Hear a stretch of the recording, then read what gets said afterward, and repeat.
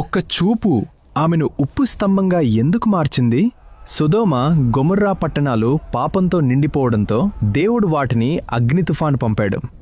లోతు అనే నీతిమంతుడి కుటుంబాన్ని రక్షించటానికి 2 దేవదూతలు వారి దైవశక్తితో అతని కుటుంబాన్ని బయటకు తీసుకొచ్చి, మీ ప్రాణాలను రక్షించుకోవాలంటే వెనక్కి చూడకుండా పరిగెత్తండి, లేకపోతే మీరు కూడా నాశనమవుతారు అని ఆజ్ఞ ఇచ్చారు. లోతు మరియు అతని కుమార్తెలు పర్వతాల వైపు పరిగెత్తారు. కాని లోతు భార్య హృదయం ఇంకా మండుతున్న నగరం లోపల బంధించబడింది. నేను నా జీవితాన్ని వెనుకకు వదిలి వెళ్లలేను అనుకోని ఆమె ఆజ్ఞను పట్టించుకోకుండా ఆగి తాను ప్రేమించిన విలాసాన్ని తిరిగి చూసుకోవడానికి తల తిప్పింది. వెంటనే ఆమె చర్మం తెల్లటి స్ఫటికాలుగా మారి ఎడారిలో 6 అడుగుల ఉప్పు స్తంభంగా మారిపోయింది. నేటికి డెడ్ సీ ప్రాంతంలో ఒక వింతైన ఉప్పు స్తంభం కనిపిస్తుంది. స్థానికులు దీనిని లోతు భార్య అని పిలుస్తారు. పరిశోధకులు దీనిని సహజ సిద్ధంగా ఏర్పడింది అంటారు. ఏది ఏమైనా బైబిల్ చెప్పిన ఆ సత్యానికి ఇది ఒక సజీవ సాక్ష్యంగా నిలుస్తోంది. లోతు భార్య కథ మనకిచ్చే సందేశం ఒకటే: దేవుడు మనల్ని రక్షించి ముందుకు నడిపిస్తున్నప్పుడు